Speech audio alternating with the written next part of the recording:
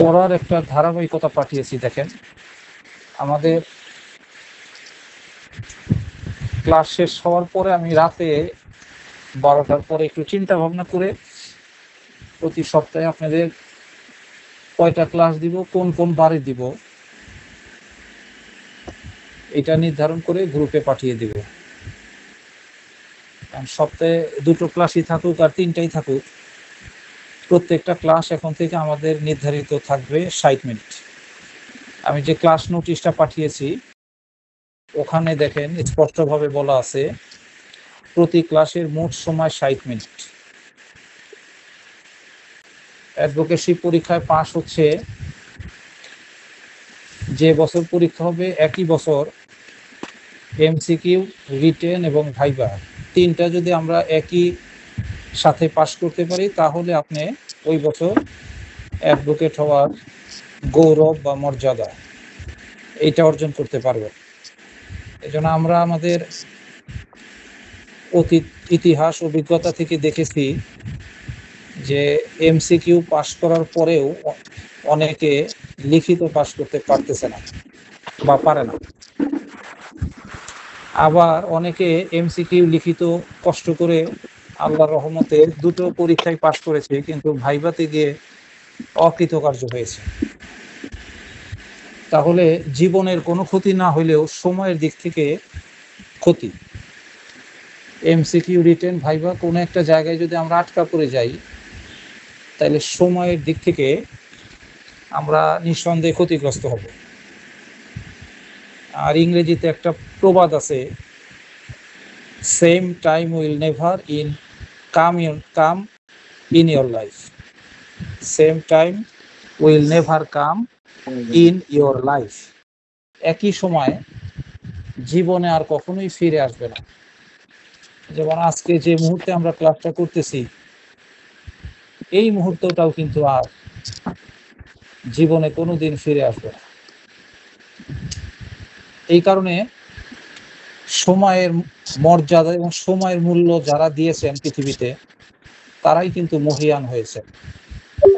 আর যারা সময় সম্পর্কে উদাসীন থেকেছেন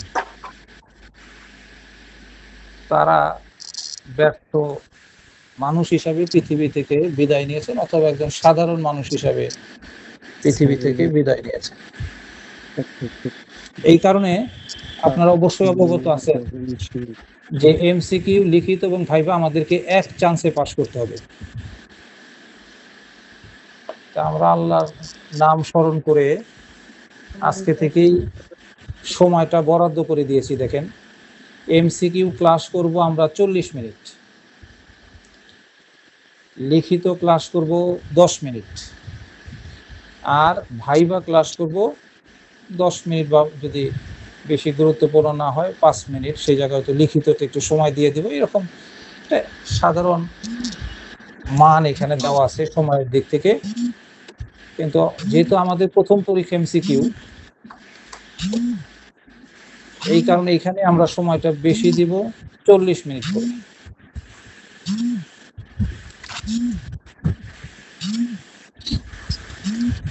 সরাসরি ক্লাস করারও সুযোগ আছে আপনাদের। আজকে থেকে যে ক্লাসটা শুরু হলো এটাকে ইচ্ছা করলে অফলাইনেও করতে পারেন, অনলাইনেও করতে পারেন, যার যার সুবিধা অনুযায়ী। 2টাই অফার আমাদের থাকবে। পরীক্ষাটাও তাই। পরীক্ষার ক্ষেত্রে আমরা প্রতি সপ্তাহে একটা মডেল টেস্ট নিব বাধ্যতামূলক, আর মাসে একটা পরীক্ষা নেব প্রতি মাসে। এখন 3টা যে মডেল টেস্ট দিবেন, এটা যদি কেউ দূরে থাকেন, যেমন তোফাজ্জল সাহেব শরীয়তপুর থেকে ক্লাস করতেছেন, আমি ব্যক্তিগতভাবে কখনোই চাই না একজন ছাত্র কষ্ট করুক, কারণ শরীয়তপুর থেকে আসতে যাইতে ওনার যে সময় ব্যয় হবে, ওই সময় দিয়ে যদি উনি বাসায় সিরিয়াসলি পড়াশোনা করে, আমাদের গাইডলাইন নিয়ে, আমাদের লেকচার শিট সবকিছু নিয়ে, তাহলে কিন্তু উনি 100% উপকৃত বেশি হবে। পাশাপাশি যারা দূরে আছেন আবেদন করলে একটা কুরিয়ার সার্ভিসের নাম্বার দিয়ে দিবেন, আমরা প্রতি 15 দিনে বা 1 মাসে আপনি চাইলে আপনার ওই ঠিকানায় কুরিয়ার সার্ভিসে আমাদের লেকচার শিটগুলো চলে যাবে। আমি শুধু এই যে ওয়ান ল একাডেমি, আমি শুধু এখানে শিক্ষকের দায়িত্ব পালন করব আর কি। আর বাকি অ্যাডমিনিস্ট্রেশন থেকে শুরু করে বাকি কাজ সেকশনটায় ভাগ করে দিচ্ছি আমি। একজনের দায়িত্ব থাকবে, সে শুধু আপনাদের কুরিয়ার সার্ভিসটাকে মেনটেন করবে। আবেদন এসে পড়লে সে পাঠানোর ব্যবস্থা করবে, কারণ আমি তো এগুলি পারবো না। আর একজনের দায়িত্ব থাকবে শুধু নোটিশ দিবে। এইভাবে ভাগ করে নিয়মিতভাবে ক্লাসের আয়োজন করার জন্য, যাতে আমরা সপ্তাহে যে 2 দিন 3 দিন দিব, সব দায়িত্ব আমার উপরে থাকলে কিছুই হবে না। এখানে সেকশনটা ভাগ করে আমার দায়িত্বটা থাকবে শুধু পড়াশোনার বিষয়ে।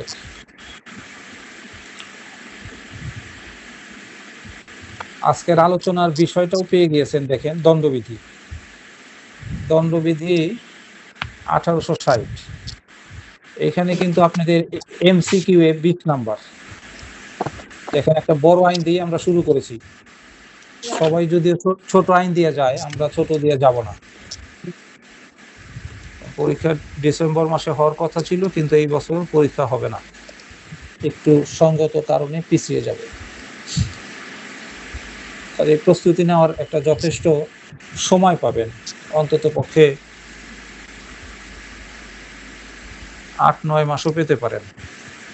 9 মাসে যদি একটা দেশ স্বাধীন করা যায়, তাহলে বার কাউন্সিলের সিলেবাস এমন কিছু না, কিন্তু সেটা দ্বিপাক্ষিক একটা নিয়ম এবং দ্বিপাক্ষিক একটা সময়ের মধ্যে আসতে হবে। এই জন্য আমি অনেক চিন্তা ভাবনা করে 1 ঘন্টা ফিক্সড করে দিয়েছি। এর বেশি পড়াবো না, এর কমও পড়াবো না। আপনারাও কি করবেন? আপনারাও আমার সাথে যে 2-3 দিন ক্লাস থাকবেন, সেটা যত কাজই থাকুক, এইটা চেষ্টা করবেন ক্লাসটাকে নিশ্চিত করার জন্য। পাশাপাশি প্রতিদিন একটা রুটিন করে ফেলবেন যে প্রতিদিন আমি 30 মিনিট করে পড়ব। 24 ঘন্টার মধ্যে 30 মিনিট। আপনি যতই ব্যস্ত থাকেন, এই 30 মিনিট বের আপনাকে করতেই হবে। আর যদি বের না করা যায়, তাহলে আর পরীক্ষায় গিয়ে খুব একটা লাভ হবে না। এই জন্যে নিজেরা একটা রুটিন করে ফেলেন। ওই রুটিনে 30 মিনিট বাধ্যতামূলকভাবে নিয়ে আসেন। আমি এটা কমপক্ষে বলছি, কেউ যদি বেশি পারেন আরও ভালো, সেটা আপনারই থাকবে। কিন্তু কমপক্ষে 30 মিনিট এটা প্রতিদিন পড়বেন। 7 দিনে হবে 3.5 ঘন্টা। আমরা একটা ফলাফল দিয়ে দিব যে 7 দিনে আপনি কি পড়ছেন না পড়ছেন, এটা গ্রুপেও দিয়ে দিব, সরাসরি আসবেন। মাসে কিন্তু একবার আসতে হবে, শরীয়তপুর থেকেও হইলেও একদিন আসতে হবে আর কি আপনাকে। একদিন কেন আসবেন? একদিন এসে আমাদের ক্যাম্পাসে আপনি থাকবেন। শিক্ষকদের সংস্পর্শে আসলে ওইটা একটা আশীর্বাদ। আবার শিক্ষকদেরও ভালো লাগে যে আমার প্রিয় ছাত্ররা আমার কাছে আসছে বাবা মার মতন। বাবা মা যেমন সন্তানকে কাছে পেলে সে আনন্দিত হয়, শিক্ষকরাও তাই। প্লাস ওই দিন আমাদের একটা লম্বা পরীক্ষা থাকবে, 1 ঘন্টা 2 ঘন্টা বা 3 ঘন্টা, যাই হোক। আমরা এটা ওয়ালাইকুম আসসালাম। এই সময় কিন্তু আপনাকে মাসে একবার হলেও পরীক্ষাটা দিতে হবে। তাহলে আমি যে শর্তগুলি বললাম, প্রথম শর্ত হলো আমাদের রুটিন অনুযায়ী 2 দিন বা 3 দিন আপনাকে বাধ্যতামূলকভাবে ক্লাস করতে হবে। 2 নম্বর হচ্ছে 3টা প্রস্তুতি একসাথে নিতে হবে আপনাকে। এমসিকিউ, লিখিত, ভাইভা। অল্প অল্প করে আমরা পড়ব, কিন্তু 3টা প্রস্তুতি আমরা একসাথে নিব। এরপরে প্রতি সপ্তাহে একটা মডেল টেস্ট হবে। এটা ইচ্ছা করলে আপনি একাডেমিতে সরাসরি দিতে পারেন আমাদের এখানে, অথবা অনলাইনেও চাইতে পারেন যে আমি আসতে পারবো না, কিন্তু পরীক্ষাটা বাধ্যতামূলক দিতে হবে। আর মাসে একবার অবশ্যই আসতে হবে আমাদের ক্যাম্পাসে। ওই দিন আমরা আপনাদেরকে দেখব, বুঝবো, আর অন্ততপক্ষে 1 ঘন্টা হইলেও একটা পরীক্ষা নিব। ঠিক বার কাউন্সিলের পরীক্ষা যেভাবে নেয় সেই অবস্থায়। এখন এই শিক্ষা বিষয়ে যতটুকু শর্ত বললাম, এই শর্তটা যারা মেনে নিবেন, মেনে চলবেন, তারাই চেষ্টা করবেন আগামী ক্লাস থেকে নিয়মিতভাবে জয়েন করার জন্য। ফাঁকি আমরাও দেওয়ার চেষ্টা করব না, আর আপনাদেরকেও দিতে দেব না। ছাত্র আমরা বেশিও পড়াবো না। আমি এইবার 2টা ব্যাচ নিব, এর বেশি আর পারবো না। কলেজের একটু চাপ আছে, এছাড়াও আর একটা ভালো কাজ আছে। এই 2টা কারণে 2টা ব্যাচ আমি রাখবো 27 জন করে। আপনাদের ব্যাচে 27 জন, আর একটা ব্যাচ তারাও কথা বলতেছে, ওই ব্যাচে 27 জন দিব। এই 54 জনই এই বছর নিব, এর বেশি দায়িত্ব নেওয়া আমার পক্ষে সম্ভব হবে না। কিন্তু আমরা চাই এই 54 জনের মধ্যে যাতে আল্লাহর রহমতে, মা বাবা, শিক্ষকদের দোয়া এবং আপনাদের প্রচেষ্টায়, পরিশ্রমে, মেধায় এই 54 জন ছাত্রই পাস করে আর কি। আলহামদুলিল্লাহ বলবেন না? আলহামদুলিল্লাহ।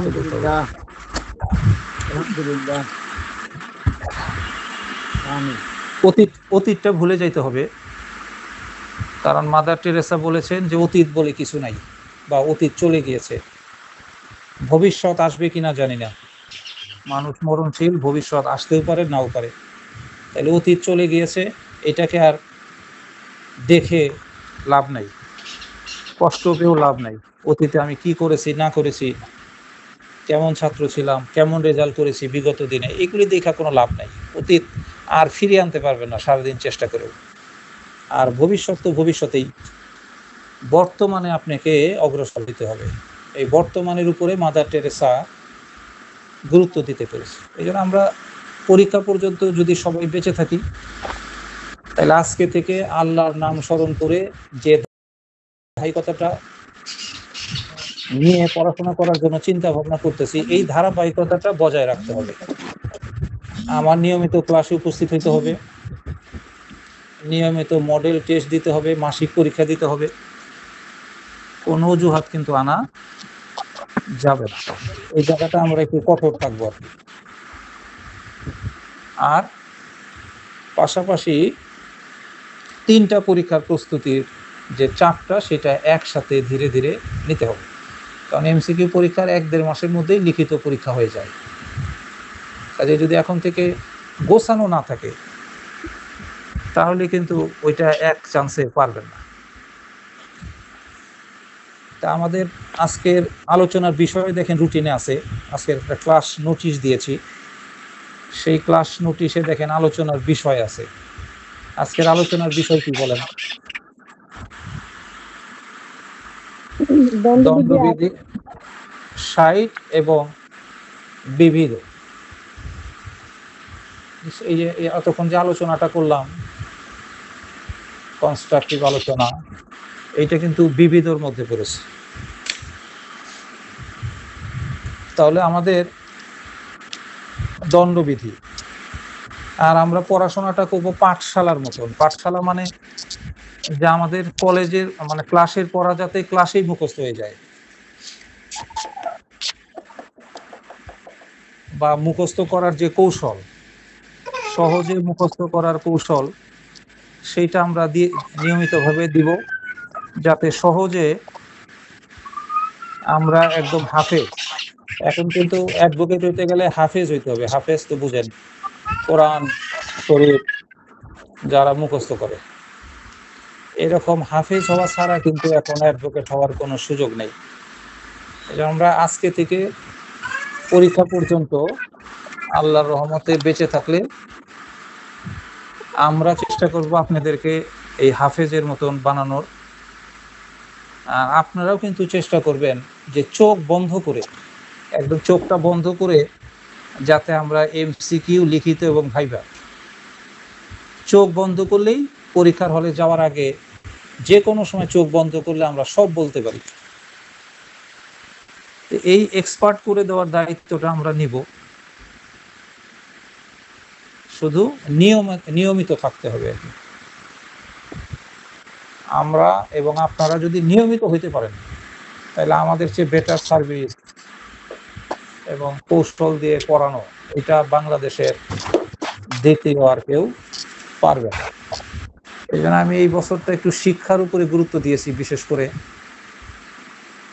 সেটা হলো যে 24 ঘন্টার মধ্যে আমি নিজেও 3-4 ঘন্টা অন্তত পক্ষে ছাত্র, আপনারা যারা আছেন আইনজীবী, শিক্ষানবিশ, অ্যাডভোকেটের জন্য কিছু ট্রেনিংয়ের কাজ আছে আমার, তাদের কিছু প্রশিক্ষণ দিব, পাশাপাশি ল কলেজের কাজ, সব কিছু মিলে 3-4 ঘন্টা সময় দিব। সেটা নির্ধারিত থাকবে, এই সময়টা আর দুনিয়ার কাউকে দিব না। এই জন্য নিয়মিতভাবে আমাদের সাথে আজকে থেকে থাকার জন্য আপনাদেরকে অনুরোধ করতেছি। শেষ পর্যন্ত থাকলে এই হাফেজের মতন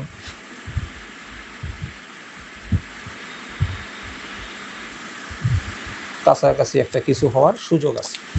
তাইলে আমাদের দণ্ডবিধি প্রথমে আমরা করব এমসিকিউ ক্লাস।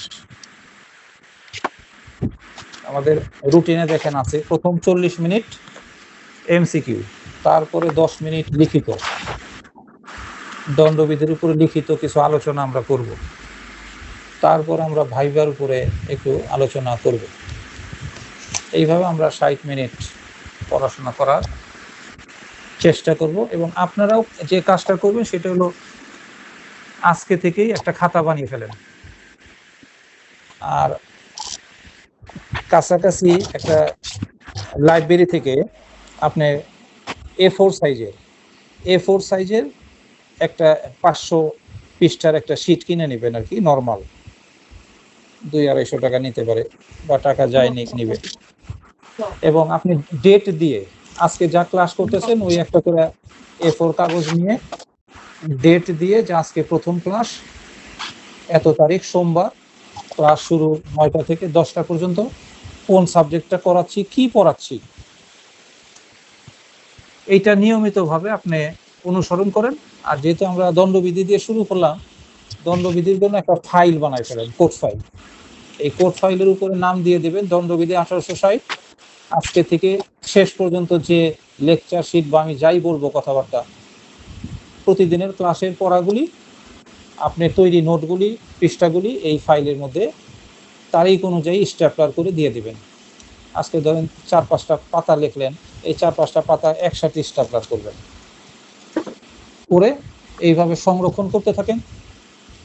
তাহলে কি পড়তেছেন, কতটুকু অগ্রসর হচ্ছেন, প্লাস যখন আপনি নিজস্বভাবে প্রস্তুতি নেবেন তখন চিন্তা করলেন যে আমি আজকে দণ্ডবিধিটা পড়বো, তাহলে শুধু দণ্ডবিধির ফাইলটা খুলবেন। দণ্ডবিধির ফাইলটা খুললেই আপনি দণ্ডবিধি থেকে কি পড়বেন সেটা তো ওই ফাইলেই সব কিছু আছে। এখন দণ্ডবিধি থেকে আমরা প্রথমেই যে কাজটা করব এমসিকিউ এর জন্য, সেটা হলো কি পাঠাচ্ছি দেখেন, সেটা আপনাদের একটা A4 কাগজে লিখে রাখবেন। কারণ এই গ্রুপে যেগুলো পাঠাচ্ছি এগুলো অনেক সময় আমি নিজেও ডিলিট করে দিই, 1 সপ্তাহ পরে ডিলিট করে দিব, অনেক সময় এমনিতেও ডিলিট হয়ে যায়, তখন কিন্তু আর এই তথ্যগুলি আপনি পাবেন না।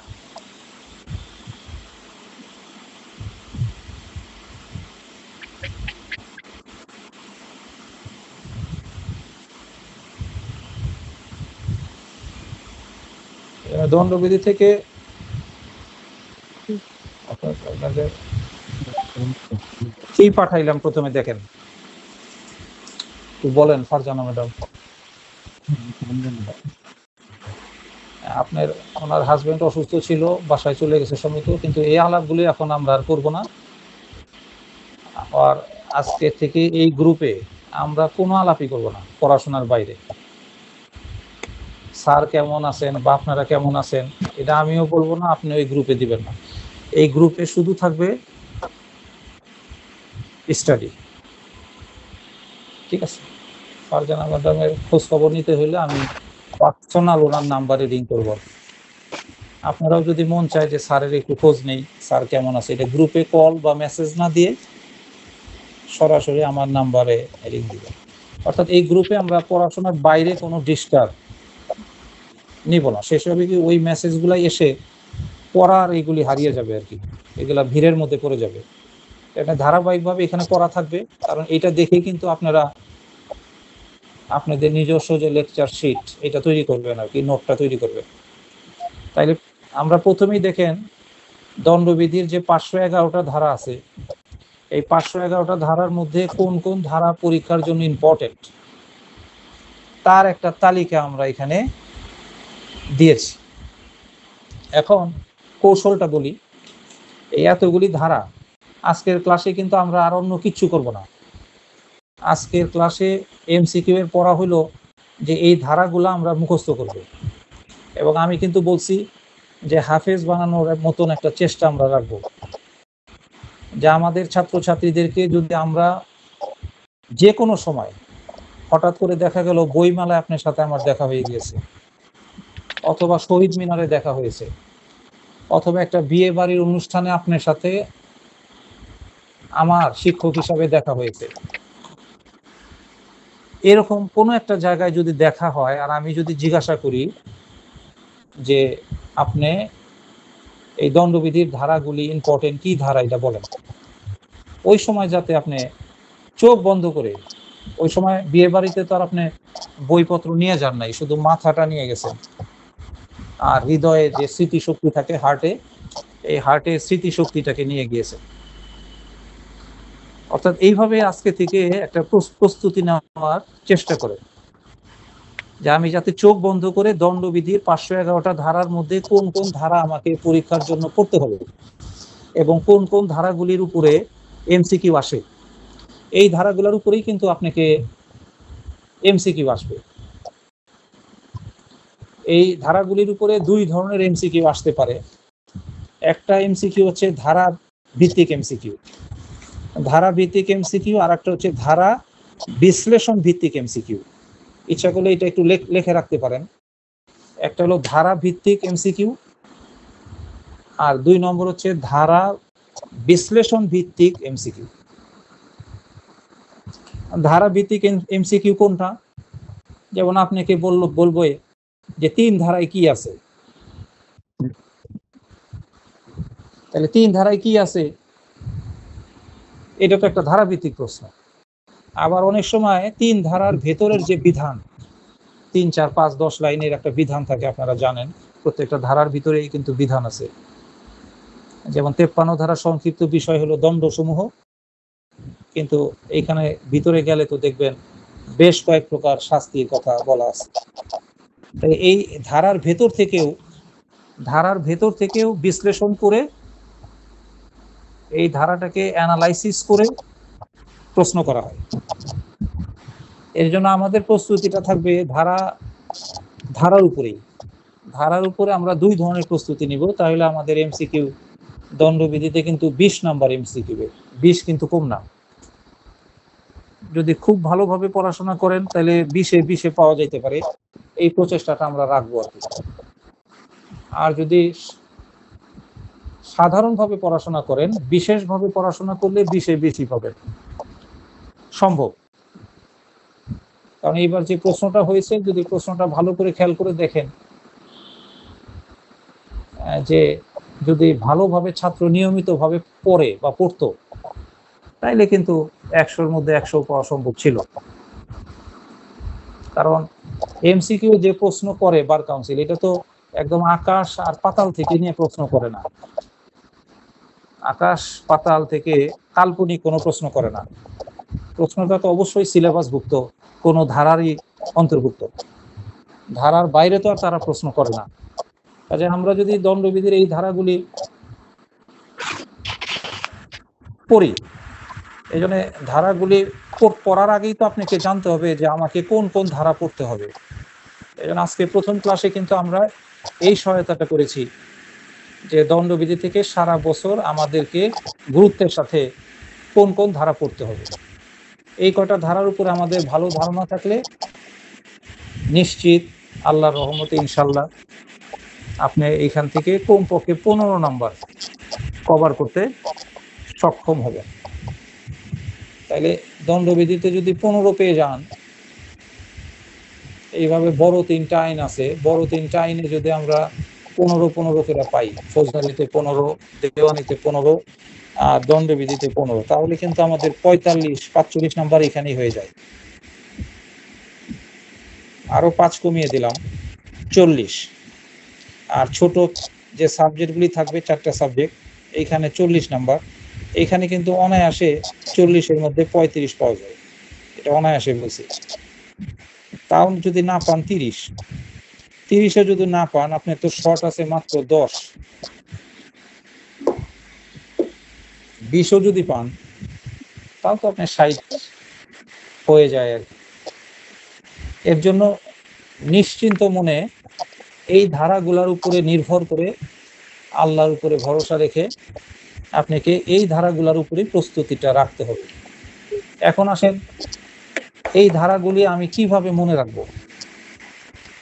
ধারা মনে রাখার কৌশল,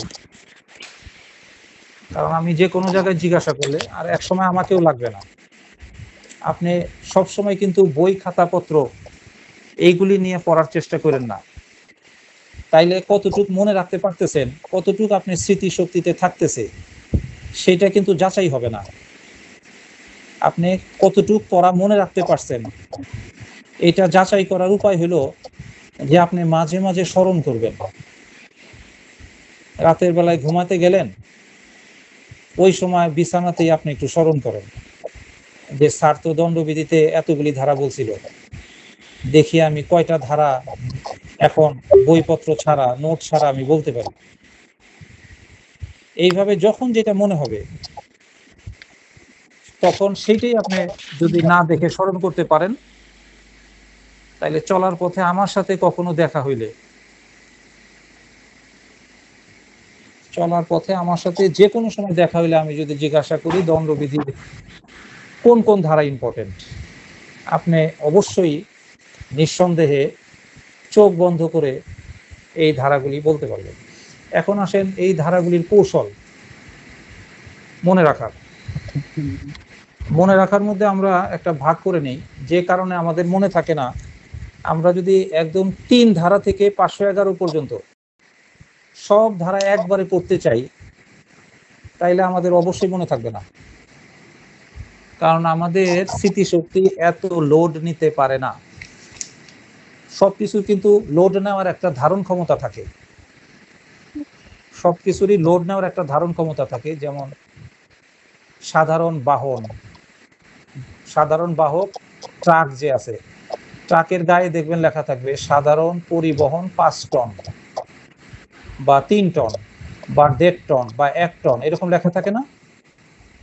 এখন 3 টনের যে ট্রাক, সে কি 3 টনের বেশি নিতে পারবে মাল? নিতে পারে, কিন্তু মাঝে মাঝে দেখবেন বেশি মাল নেওয়ার কারণে ট্রাক রাস্তায় উল্টে পড়ে আছে, এরকম দেখছেন কিনা? রিস্ক হয়ে যাবে, অ্যাক্সিডেন্ট না হলেও অ্যাক্সিডেন্ট হওয়ার সম্ভাবনা থাকবে। তা আমরাও যদি এই দণ্ডবিধির সবগুলা ধারা একবারে মনে রাখবো এরকম চিন্তা করি, তাহলে এটা মনে থাকবে না। আপনাদের মধ্যে যারা যোগ বিয়োগে পাকা, তারা একটু কষ্ট করে এক নজরে গুনে নেবেন আর সবাইকে সহায়তা করবেন এটা তথ্য দিয়ে, যে 511টা ধারার মধ্যে এইখানে আমরা টোটাল কয়টা ধারাকে মেনশন করছি। আজকে না হোক, এটা ক্লাস শেষ হওয়ার পরে আগামী ক্লাস আসার আগ পর্যন্ত আপনারা এটা ক্যালকুলেট করে বের করবেন। আমি কিন্তু ছোটবেলা থেকেই যোগ বিয়োগে কম হিসাবে পারদর্শী আর কি, যোগ বিয়োগটা আমার কাছে ভালো লাগে না। এই কারণে আপনারা একটা যোগ করে এটা বের করবেন যে 511টা ধারার মধ্যে আমাদের টোটাল এই কয়টা ধারা পড়তে হবে। 150টা যদি হয় 150টা, 100 হইলে 100, 80 হইলে 80, টোটালটা আপনারা একটু হিসাব করে বের করে এই গ্রুপে দিয়ে রাখবেন। তবে ভুল দেওয়া যাবে না, লাগলে 7 বার যাচাই করবেন। জীবনে কখনো ভুল কথা বলাও যাবে না, ভুল কথা লেখাও যাবে না। এই প্র্যাকটিসটা এখন থেকে গড়ে তোলার চেষ্টা করেন, যে আমি যে কথাটা বলবো সেটাই সঠিক কথা, আমার কথা কখনোই পরিবর্তন হবে না আল কোরআনের বিধানের মতন, এই রাষ্ট্রীয় আইনের মতন না। রাষ্ট্রীয় আইন তো 2 দিন পর পর পরিবর্তন হয়, কিন্তু আল কোরআনের কোনো আয়াত কি দেখছেন এখন পর্যন্ত পরিবর্তন হইতে? এটা কিয়ামত পর্যন্ত হবেও না। নিজেকে এইভাবে তৈরি করার চেষ্টা করেন যে আমি যে কথাটা বলবো, যেমন এখানে একজন লিখলেন 90টা ধারা, আর একজন লিখলেন 100টা ধারা ইম্পর্টেন্ট, তাইলে তো আমরা সবাই আরো দ্বিধান্বিত হয়ে যাব যে কোনটা হবে, সবাই একটা মানসিক চাপে ভুগবো। এটা দরকার নাই, 7 বার হিসাব করে সঠিক যেটা হবে এইটাই লিখবেন।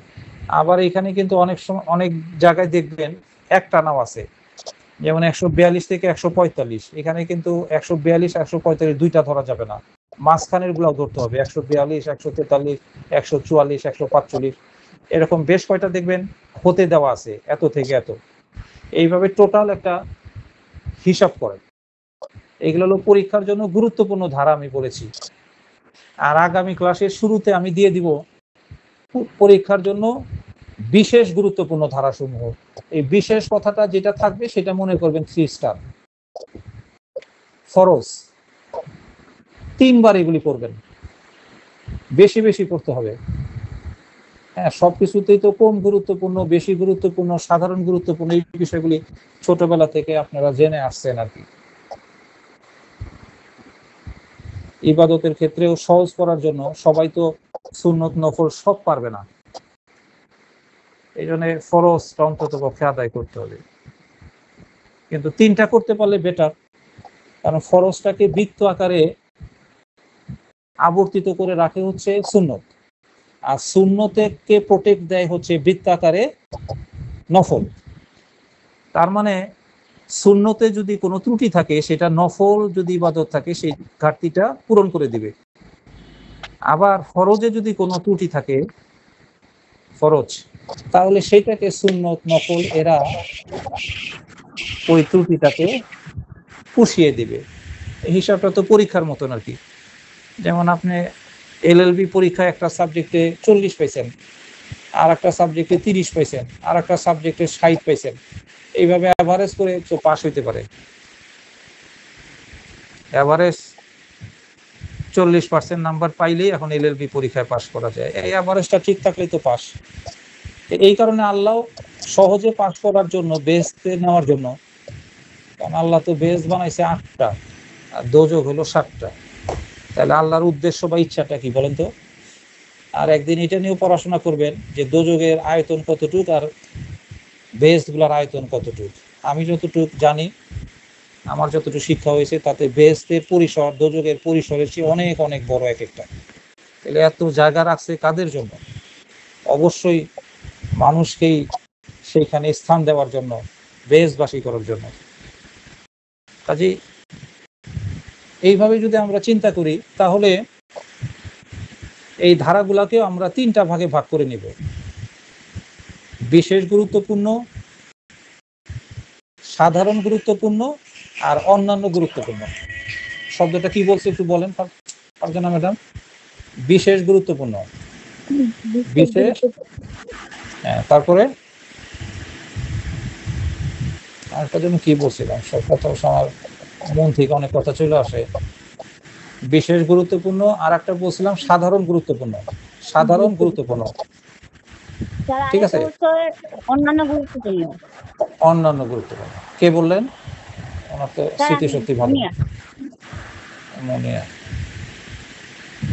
ম্যাডাম তো জয়েন করেই একটা জ্ঞানের পরিচয় দিলেন। তাইলে অন্যান্য গুরুত্বপূর্ণ ক্লিয়ার। তাইলে বিশেষ গুরুত্বপূর্ণ কোনটা হবে বলেন তো? ফরজ, ফরজ। আর সাধারণ গুরুত্বপূর্ণের মধ্যে থাকবে 2 স্টার, আর অন্যান্য গুরুত্বপূর্ণ থাকবে 1 স্টার। ক্লিয়ার?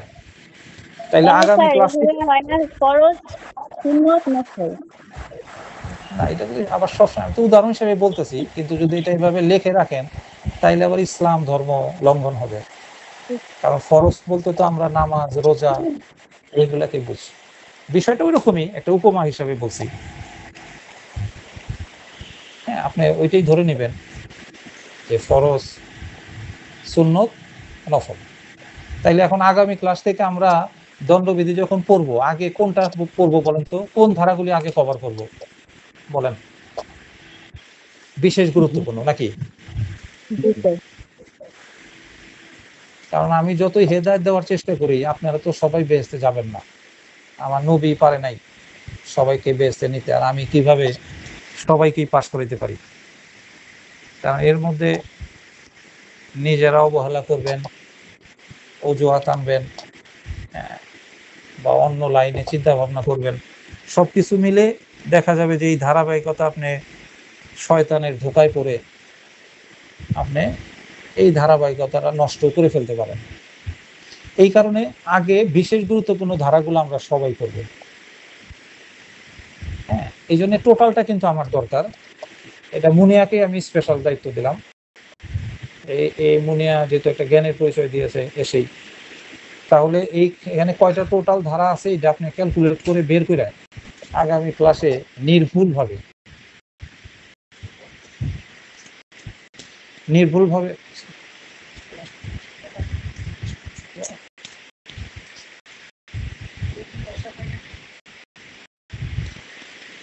তাহলে বিশেষ গুরুত্বপূর্ণ, সাধারণ গুরুত্বপূর্ণ, অন্যান্য গুরুত্বপূর্ণ, আমার শিক্ষক হিসাবে আমি এই দায়িত্বটা নিয়ে নিলাম যে আমি এই ধারাগুলি চিহ্নিত করে আগামী ক্লাসে এটা আপনাদেরকে সাবমিট করবো। আমি কিন্তু একটা A4 বান্ডিল থেকে একটা কাগজ বের করে আমিও কিন্তু একটা ফাইল করে ফেলছি। আপনাদেরকে পাশ করানোর জন্য আজকে থেকে আমি নিজেও ছাত্র হয়ে গেলাম, আপনাদের সাথে আমি নিজেও পড়াশোনা করব, এগুলাকে সংরক্ষণ করব, আপনাদেরকে দিব। তাহলে আগামী ক্লাসে আপনারা কোন ধারাগুলি বিশেষ গুরুত্বপূর্ণ, কোনগুলি সাধারণ গুরুত্বপূর্ণ, আর কোনগুলি অন্যান্য গুরুত্বপূর্ণ, আদার্স, নফলের মতন, সেইগুলি আমরা দেখব। আর এই পর্যায়ে এখন আমরা দেখব যে এই ধারাগুলা কিভাবে মনে রাখা যায় তার একটা কৌশল আমরা মনে রাখি।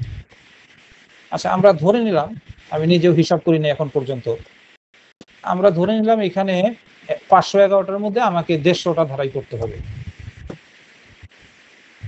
ধরে নিলাম আর কি, এটা মনে করি 150টা ধারা। তাহলে আমার টার্গেট কি বলেন? 150 কিলোমিটার,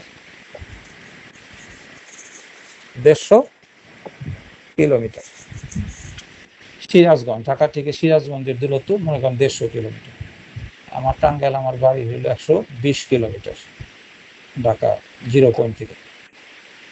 তাইলে আমাদের যাত্রাপথটা 120 কিলোমিটারের মতন, 150টা ধারা, নাকি?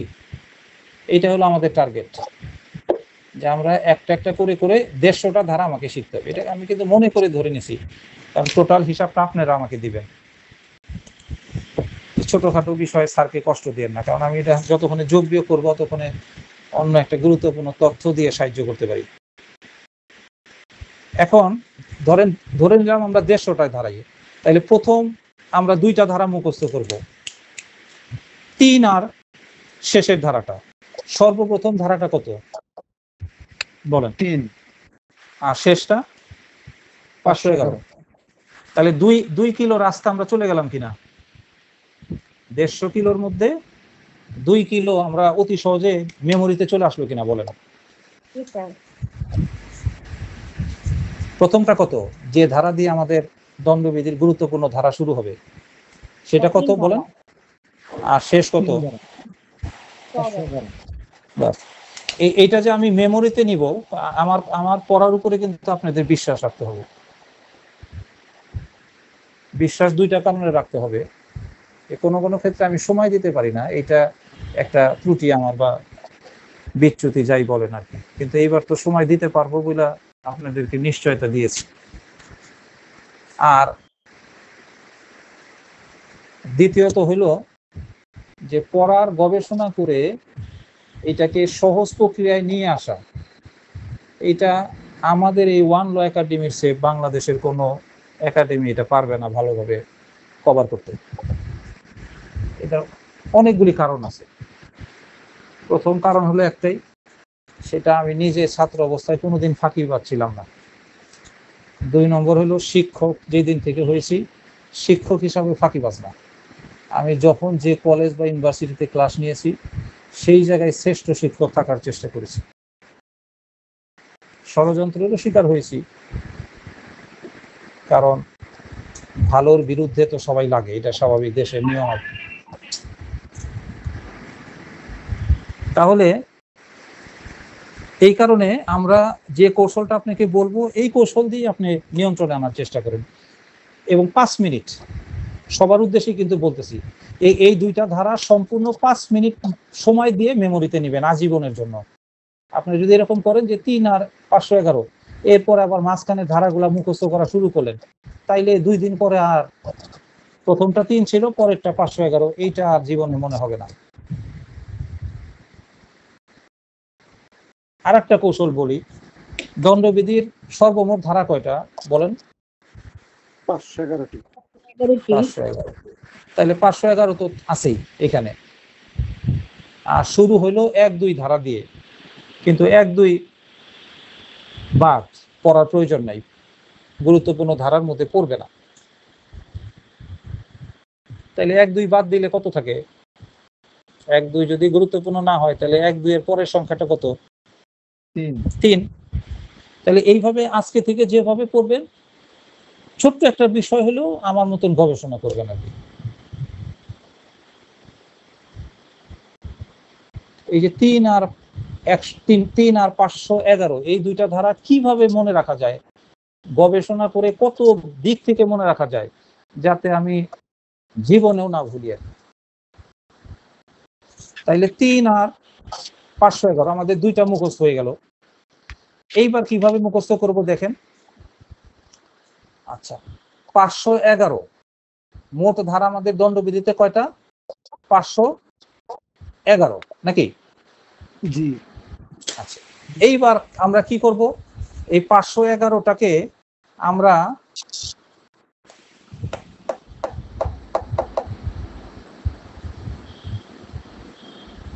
পাঁচটা ভাগে ভাগ করব। 511টা ধারা কয়টা ভাগে ভাগ করব বলেন? 5টি ভাগে। 5টা ভাগে। এই ভাগগুলো একটু লেখেন, কারণ আপনাদের নোট কিন্তু আপনারা করবেন, আমিও সাবমিট করব, কারণ আমি তো আপনাদের সাথে বাধ্য হয়ে ছাত্র হয়ে গেলাম। 1 থেকে 100 পর্যন্ত এই একটা ভাগ থাকবে। দ্বিতীয় ভাগে থাকবে 101 থেকে 200 পর্যন্ত। তৃতীয় ভাগে থাকবে 201 থেকে 300 পর্যন্ত। চতুর্থ ভাগে থাকবে 301 থেকে 400 পর্যন্ত। আর পঞ্চম ভাগে থাকবে 401 থেকে 511 পর্যন্ত। কথা বুঝাইতে পারছি কিনা বলেন অপরাজিতা, আমার দেশের ছাত্রী? কয়টা ভাগের কথা বলছি? 5টি। 5টি। কি কি বলেন? প্রথম ভাগ কত?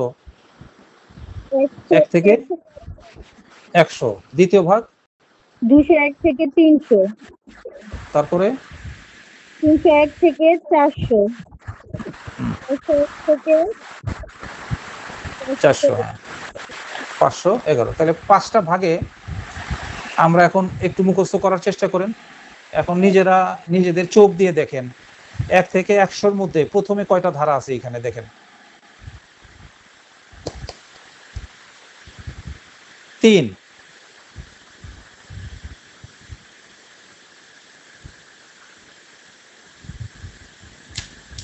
কয়টা ধারা আছে?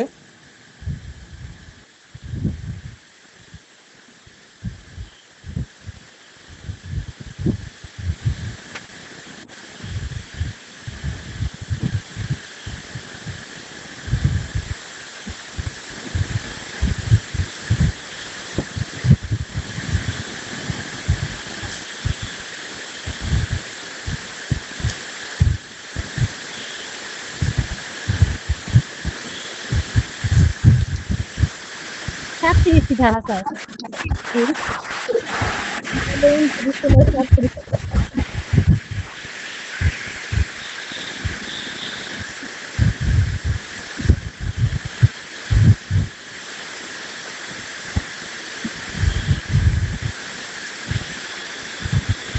আমি কিন্তু কাজ করতেছি, যখন নীরব থাকবো তখন মনে করবেন আমি আপনাদের জন্যই কাজ করতেছি।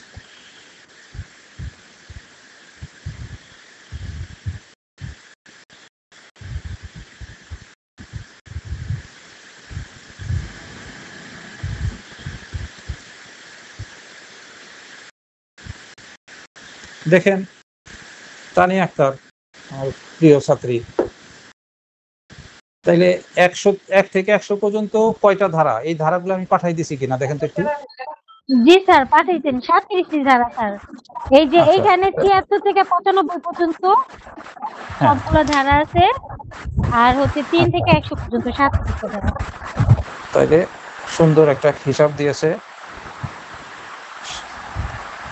আপনারা কিন্তু আমার চেয়ে প্রত্যেকেই মেধাবী, বুঝছেন, আমার কিন্তু এরকম মেধা বুদ্ধি কম, জোর জবরদস্তি করে পড়াশোনায় থাকি বলে একটু পড়াইতে পারি আপনাদের। এটা আপনাদের কিন্তু অসাধারণ ব্রেন দেখতেছি এক একজনের।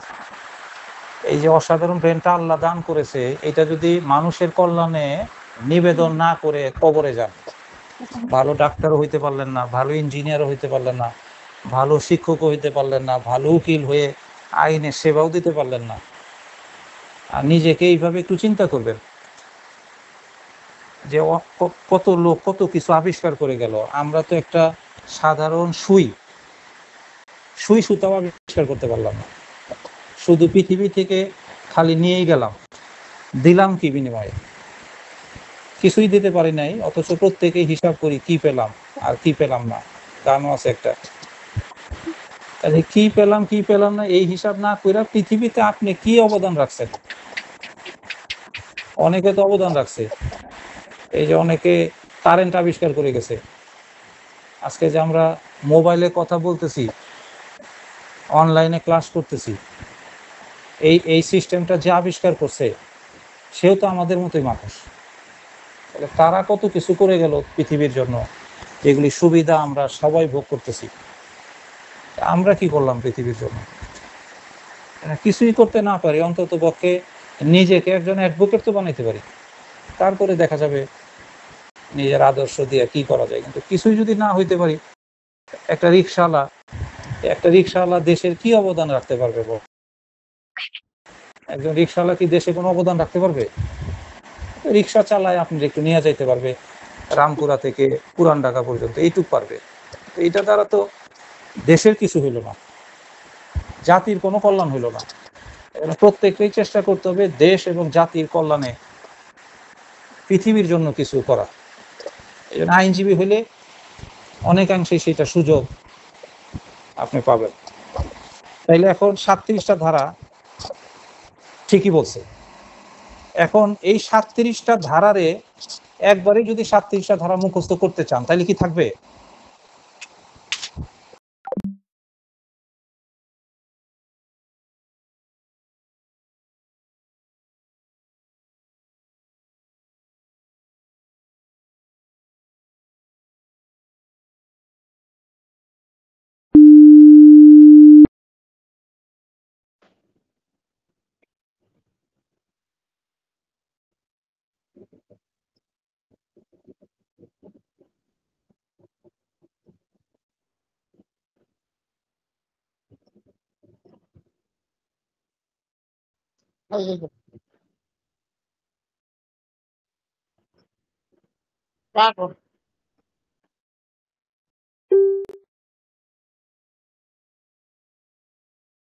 এক জায়গার ফ্যাক্স আর এক জায়গায় চলে যেতেছে।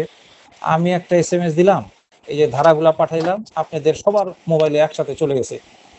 এইটা যদি সম্ভব হয় তাহলে চায়নাদের বুদ্ধি দিলে কিন্তু ওরা এমন একটা আবিষ্কার করে ফেলবে যে একটা মেশিনের মধ্যে তানিয়ারে দিয়ে দিবে বাংলাদেশে, আর একটা সুইচ বাটন চাপ দিলেই তানিয়া চলে যাবে আমেরিকা। সম্ভব না অসম্ভব বলেন বিজ্ঞানে?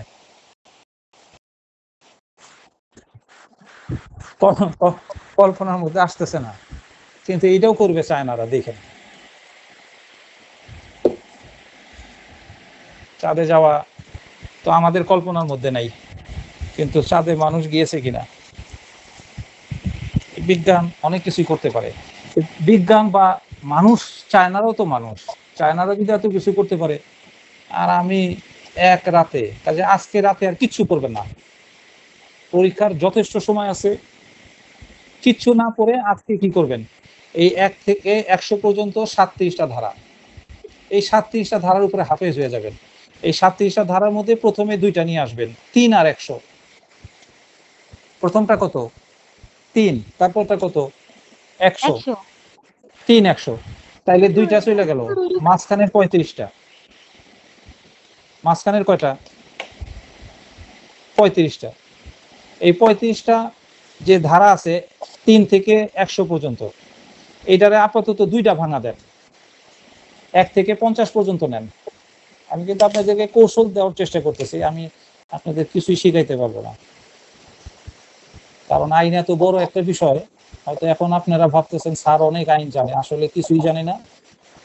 যখন নিজে আইনের জগতে প্রবেশ করবেন তখন দেখবেন কত পড়া, আর স্যার আমাদের কিছুই পড়ায় নাই, এটা তখন মনে হবে। এজন্য আমি আসলে আপনাদের কৌশল ছাড়া সহজে আইন শিখে সহজে অ্যাডভোকেট হওয়া, এই প্রক্রিয়াটা শুধু শিখাইতে পারবো, আর কিছু পারবো না। তাহলে 1 থেকে 50 পর্যন্ত কয়টা হয় বলেন তো এখন? এনে আবার একটা ভাঙা দেন, 1 থেকে 50 পর্যন্ত কয়টা হয়? 9টি স্যার। 9টা। এই যে কই মারছে দেখেন, এই 9টা এখন আমার সাথে সাথে মুখস্থ করেন, 9টা ধারা আমার সাথে সাথে মুখস্থ করেন। প্রত্যেকের কিন্তু আঙ্গুল আছে, আমার সাথে হাতে আঙ্গুলে গুনে গুনে মুখস্থ করেন। 3 বলেন, 3, এই 3টা 10 বার বলেন। 3 3 3 3 3 3 3 3 3, এটা কয়বার বলবেন? 10 বার বা 11 বার বলেন। যে যতবার জীবনে পড়বেন ততবার তার ব্রেন এটা শক্ত হয়ে গেতে থাকবে, এই 3টার জীবনে ভুলবেন না। যেমন আপনারা অনেক শিক্ষকের নাম ভুলে যাবেন আর কি আজ থেকে 10 বছর পরে, কিন্তু আমার মনে হয় যে আমার ছাত্র যারা জীবনে হয়েছে, আমারে ভালোই জানেন খারাপই জানেন, সেটা তো আপনার ধারণাগত বিষয়, কিন্তু লিটন স্যার এই নামটা আপনি কিয়ামত পর্যন্ত ভুলতে পারবেন না। পারবেন? বলেন। ফারজানা ম্যাডাম, মনিয়া ম্যাডাম বলেন। লিটন স্যারের নামটা এমন ভাবে গাচ্ছে যে এইটা আপনি চাইলেও হয়তো আমার উপর আপনি রাগ থাকতে পারে, আমাকে আপনি ত্যাগও করতে পারেন, আমাকে ভুলেও থাকতে পারেন, কিন্তু আমার নামটা কি করতে পারবেন না, জীবনে চাইলেও মুছতে পারবেন না। তাইলে আমি যে এই উদাহরণটা আনলাম এই কারণে যে তাইলে লিটন স্যারকে যেভাবে ভালোবেসে শ্রদ্ধা করে প্রয়োজন অনুভব করে, যে আমরা যদি অ্যাডভোকেট হতে চাই তাইলে লিটন স্যারকে আমাদের সহযোগী হিসাবে পাশে দরকার আছে, এই এই চিন্তাটা ভিতর থেকে করেন বলেই কিন্তু আমার নামটা আপনাদের মনের ভিতরে গেঁথে গিয়েছে। তাইলে ঠিক প্রত্যেকটা ধারাকে আপনার কি করতে হবে? এই লিটন স্যারের মতন মনের ভিতর থেকে মনে রাখতে হবে, তাইলে আপনি চাইলেও আর কি করতে পারবেন না। যখনই আমরা জিজ্ঞাসা করবো কত ধারা ইম্পর্টেন্ট, তখনই আপনি বলবেন 3। তাইলে 3 3। এখন ওই যে আপনাদের বলছি A4 কাগজ নেবেন নাকি? A4 কাগজ নেবেন না? এই 3 ধারাটা 11 বার, 22 বার, 33 বার, এইভাবে একটা হিসাব করে 99 বার, আল্লাহ 99টা নাম, এই 99 বার 3টা উচ্চারণ করবেন। এরপরে যখনই টোকা কাগজ পাবেন এই 3 3 3 3 এগুলা লিখতে থাকবেন বারবার কলম দিয়ে। এই 3 3 3 3 যদি দণ্ডবিধিতে বারবার লিখতে থাকেন তাইলে কি হবে বলেন? 3 ধারাটা যে পরীক্ষার জন্য গুরুত্বপূর্ণ, এইটা কিন্তু আর সহজে, কিন্তু আমরা যে কারণে ধারা ভুলে যাই সেটা হলো ভুলে তো যাবেনি, চলার পথে দেখা হওয়ার মতন। এই যে আমি রামপুরা থেকে কোর্টে যাব বাসে অনেক যাত্রী, এক নজরে দেখলাম, এক নজরে দেখে যদি নেমে যাই 2 দিন পর কি এই বাসে কোন কোন যাত্রী ছিল তাদের চেহারা আমি স্মরণ করতে পারবো কিনা বলেন? যে 12 তারিখ সোমবার রামপুরা থেকে ঢাকা জজকোর্ট এই পর্যন্ত বাসে কোন কোন যাত্রী ছিল একটু চেহারাটা মনে করি, সেটা সম্ভব না। কিন্তু আমি যদি প্রতিদিনই একই বাসে যাই এবং একই যাত্রীরা একই বাসে যায়, ঢাকা আইনজীবী সমিতির বাস, সেই বাসে প্রতিদিন ঢাকা আইনজীবীর অ্যাডভোকেটরা রামপুরা থেকে কোর্টে যায়, ঢাকা জজ কোর্ট, প্রতিদিনই তাদের দেখি, সবসময় তাদেরকে দেখি, তাইলে ওই চেহারাগুলো কি হবে?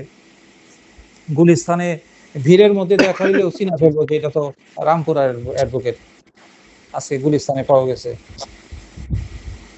তাহলে এইভাবে পরিচিত হইতে হবে, পরিচিত মুখের মতো ধারাটাকে পরিচিত করে ফেলতে হবে। এখন 9টা ধারা কে বলছেন? 9টা ধারা কে বলছেন ইম্পর্টেন্ট? জি স্যার আমি আচ্ছা, কোন 9টা বলেন তো? 3 4 19 24 25 34 40 52 53 52 53 কেন? না, 50 পর্যন্ত আসতে বলছিল। চলে তাহলে 40 তো কি হয়, 40 পর্যন্ত ধরতে লাগে। কয়টা হয়ে যাবে? 5টা। তাহলে 5টাই হবে।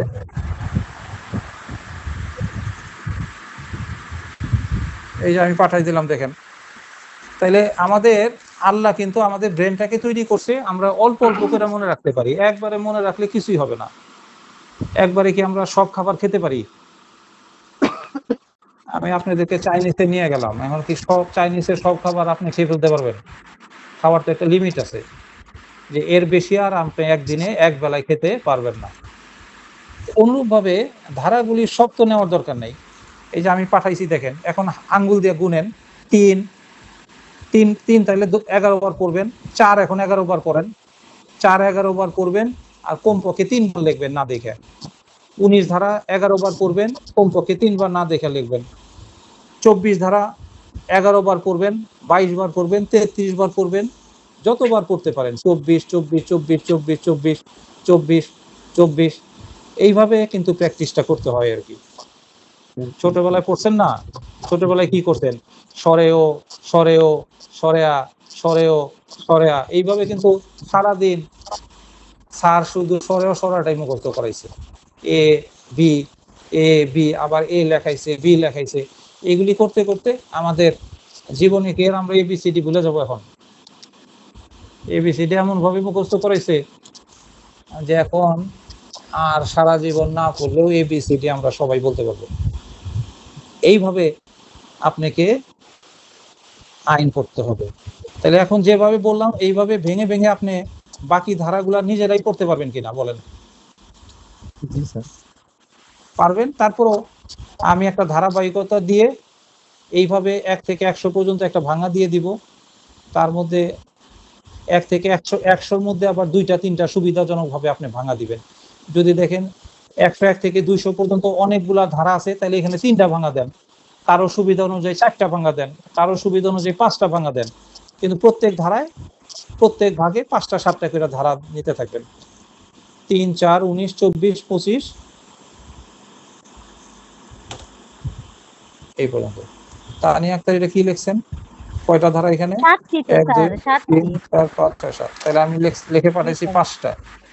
আমি কিন্তু আগেই বলছি যে আমি ছোটবেলা থেকে যোগ বিয়োগে খুব দুর্বল। এই যে দেখেন 7টার জায়গায় 5টা লিখে বসে রয়েছি। Thank you Tania Akter. আমার ভুল ধরিয়ে দিলে আমি কৃতজ্ঞতা প্রকাশ করব আপনাদের প্রতি।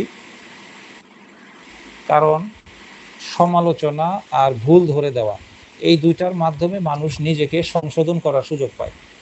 যার যত সমালোচক থাকবে মনে করবেন তার সংশোধনের সুযোগ সবচেয়ে বেশি। আচ্ছা, এইবার আমরা একটু যাই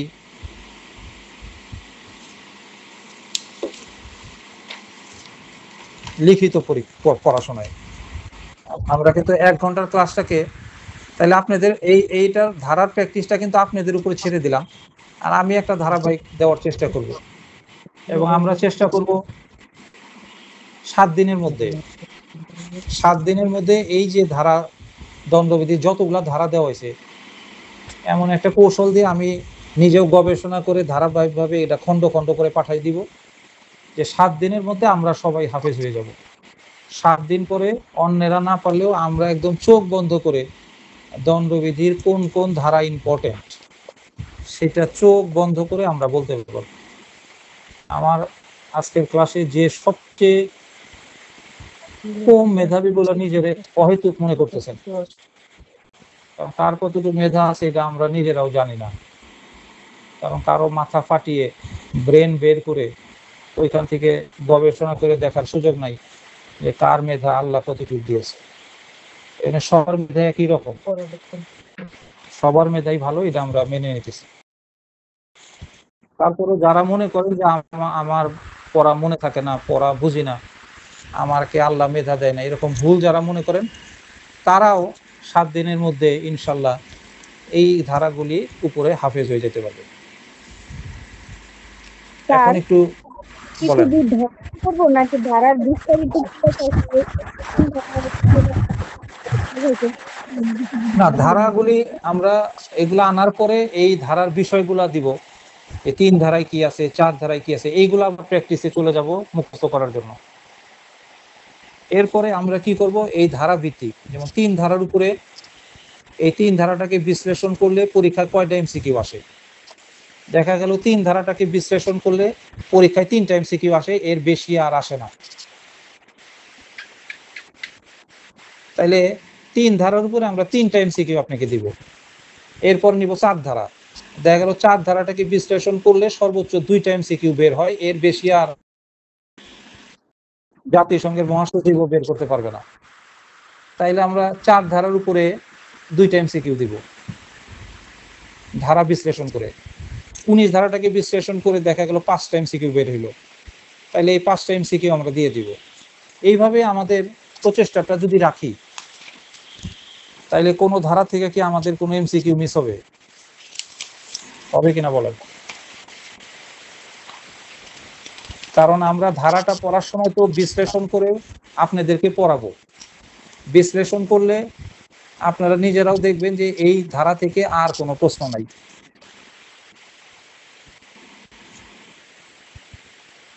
যেমন একটা গরুর রচনা দিকাও, ছোটবেলায় একটা দিকাও রচনা মুখস্থ করেছেন। এখন দিকাও রচনাটা যদি ভালো করে পড়েন, তাহলে কি আপনি বুঝবেন না যে এখান থেকে কয়টা এমসিকিউ হতে পারে? গরুর কয়টা মাথা আছে, কয়টা লেজ আছে, কয়টা পা আছে, গরুর দুধ দিয়ে কি হয়, ঘি হয় নাকি শার্ট প্যান্ট হয়? তাহলে এমসিকিউ টিক দিবেন কোনটা, শার্ট প্যান্টে না ঘি হয়? তাহলে এইভাবে ধারাটাকে পড়ার সময় আমরা বিশ্লেষণ করে পড়াবো, আর ওই বিশ্লেষণ করে যে এমসিকিউ গুলো বের হবে সেগুলো দিয়ে দিব আর কি। এটার জন্য যে কাজটা করতে হবে, মাসে একদিন আমার সাথে দেখা করতে হবে, আর হচ্ছে লেকচার শিট গুলা পাবেন না আপনি। আর লেকচার শিট, এত লেকচার শিট তো গ্রুপে দেওয়াও যাবে না, আর এখান থেকে বের করে আবার লেখা, এগুলো তো অতিরিক্ত পরিশ্রম হবে।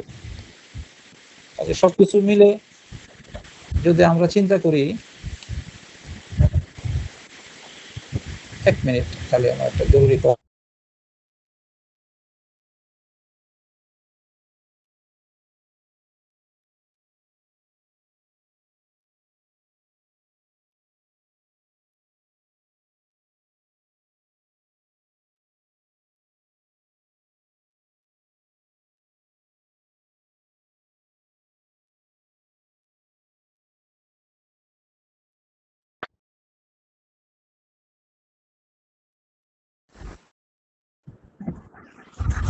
তাইলে এখন আমরা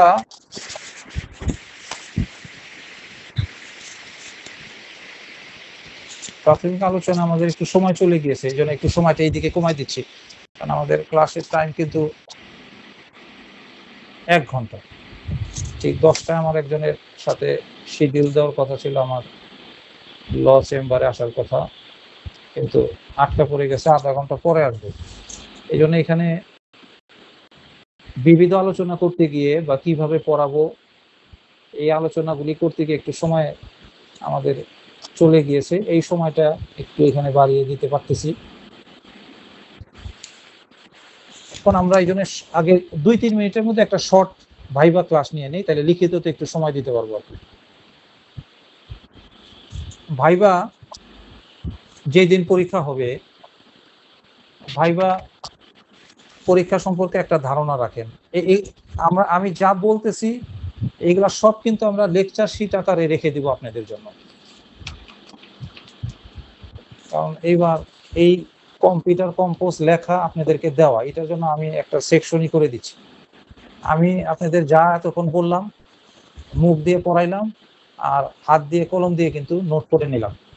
এটা ওই সেকশনে দিয়ে দিলে ওরা এটা কম্পিউটার কম্পোজ করে আপনাদের জন্য রেডি রাখবে। রেডি রাখার পর এটা আমরা গ্রুপেও দিয়ে দিব, কারণ যারা বারবার বলার পরেও আসতেই পারবেন না এরকম মনে করেন, তাদের তো ক্ষতি করার আমার কোনো অধিকার নেই। তারা গ্রুপে এই কপিটা পেয়ে যতটুকু উপকার হইতে পারেন, আর বাকিটা আপনার নিজের লাইবিলিটি থাকবে। আর বেটার হলেও যদি মাসে একবার হইলেও আসতে পারেন। যতজন ছাত্র ২৭টা আমি ফাইলে রাখবো, আসলেই দেখতে পারবেন। ওই ২৭টা ফাইলে যার যার নাম অনুযায়ী লেকচার শিট দেওয়া থাকবে। আপনি যদি না আসেন তাহলে আপনার ওই ২৭তম ফাইলে আপনার নোটগুলো কইরেই থাকবে আর কি। আপনি যখনই আসেন ওই ফাইলটা শুধু নিয়ে যাবেন না বাসায়, ফাইলটা রেখে ফাইলের ভিতরে যা থাকবে এইগুলো আপনি নিয়ে যাবেন। আপনি ১ মাস আসলেন না, পরের মাসে এসে ওই ফাইলের ভিতরে যা কাগজপত্র থাকবে ওই ফাইলটা ধরবেন আপনারই আর কি। শুধু ফাইলটা রেখে ফাইলের ভিতরে সব কাগজ আপনি নিয়ে চলে যাবেন। আর যদি না আসেন তাহলে তো এটার জন্য দায়িত্ব কিন্তু আমরা না। তাইলে এখন ভাইভাতে, যেহেতু ভাইভা একটা পরীক্ষা, ভাইভাতে কি আসতে পারে দেখেন। ধরেন যেই দিন ভাইভা থাকবে প্রথমে আপনি সালাম দিয়ে ঢুকবেন আর কি, ঠিক আছে? যারা হিন্দু আছেন তারা কিন্তু নমস্কার দিয়ে ঢুকতে যায় না, কারণ এটা তো মুসলমানের দেশ, এখানে 90% মুসলমান। এখন যারা ভাইভা বোর্ডে আছে আপনাকে ধরে নিতে হবে তারা কি হিন্দু না মুসলমান, কি ধরে নেবেন বলেন? মুসলমান। এখন আপনি তো আর জানেন না যে তারা হিন্দু না মুসলমান, জানেন আপনি? হিন্দু বৌদি হলে না তাও একটু বোঝা যায় যে বৌদির মাথায় সিঁদুর, হাতে সখা, এগুলো দেখে না কিছু বোঝা যায়। কিন্তু যারা ভাইভা বোর্ডে বসে থাকবে, বিচারপতি, সিনিয়র আইনজীবী, অ্যাটর্নি জেনারেলও থাকতে পারে যদি সময় পায় আর কি, যারা অ্যাটর্নি জেনারেলকে কখনো দেখেন নাই তাহলে তো দেখে মনে বোঝা যাবে না যে এটা কি হিন্দু না মুসলমান। এই জন্য কি করতে হবে, তা ঢুকেই প্রথমে একটা হাসি মুখে সালাম দিতে হবে। তাহলে সালামটা কিন্তু সঠিকভাবে শিখেন। আসসালামু আলাইকুম, এটা আজকে একটু চেষ্টা করেন যে আসলে সালাম দেওয়ার উচ্চারণটা কি, লাগলে একজন হুজুরের কাছ থেকে শিখে নেবেন। আপনারা সারা জীবন যে আসসালামু আলাইকুম বলতেছেন, যে প্রথম সালাম দেয় সে কয়টা নেকি পায় বলেন? 90 নেকি। আর যে জবাব দেয় 10 নাকি। তাহলে বেশ যে 8টা বানাইছে আমি বলছি এই কারণেই। আপনি যদি প্রতিদিন খালি 100 জনই সালাম দেন, এজন্য আমার কিন্তু বেহেশতে যাওয়ার একটা সুযোগ আছে। আর আমি সবসময় মনে করি আমি নিশ্চিত বেহেশতে যাব। আপনারাও এটা মনে করবেন। আপনি নিজেই যদি বলেন, অনেকে কিন্তু এরকম বলে ফেলে যে আমি দোজখে যাব, ভালো কিছুই করতে, এরকম কুচিন্তা মাথায় রাখাই যাবে না। আমরা আল্লাহর বান্দা, তাহলে আমার বেহেশতে যাওয়ার একটা সহজ পথ বলি আমি কিন্তু প্রতিদিন কমপক্ষে 100 থেকে 200 জনের সালাম পাই কিনা। স্যার আসসালামু আলাইকুম। 2টা কলেজে যাই, 2টা কলেজে তো ছাত্ররা সালাম দেয় ঢোকার সাথে সাথেই তো। আর আমি চেষ্টা করি আমি আগে দেওয়ার জন্য আর কি, কারণ আগে দিলে এই যে তোফাজ্জল সাহেব একটা হিসাব দিল যে আগে দিবে 90, আমি তো বেশি হিসাবো। এই জন্য সালামের বিনিময়টা কিন্তু প্রচলন রাখবেন আর কি। আমিও দেখবেন গ্রুপে যে মেসেজগুলি দেই, আলহামদুলিল্লাহ, ইনশাল্লাহ, কারণ যারা পড়তেছেন ওই সওয়াবটা আমি পেয়ে যাচ্ছি। আমার মেসেজটা পাওয়ার সাথে সাথে আপনি তো পড়বেন, আলহামদুলিল্লাহ, সওয়াবটা আপনিও পাবেন। আর আমি যে লিখে পাঠাইছি সেটা পেয়ে যাব। তাহলে প্রথমে একটা সালাম দিবেন, এই সালামের সঠিক উচ্চারণটা যাতে হয় এটা শিখবেন। এবং এরপরে কিন্তু গিয়ে প্রথমেই বসবেন না, প্রথমে একটু অপেক্ষা করবেন। অপেক্ষা করে যদি দেখেন ওনারা বসতে বলতেছে যে বসেন, তাইলে বসবেন। আর যদি দেখেন যে বসতে বলতেছে না, তাইলে অনুমতি চাবেন যে আমি কি বসবো বা বসতে পারি। এই ভাষাগুলি তো আপনারা নিজেরাও জানেন, কিন্তু অনেকে করে কি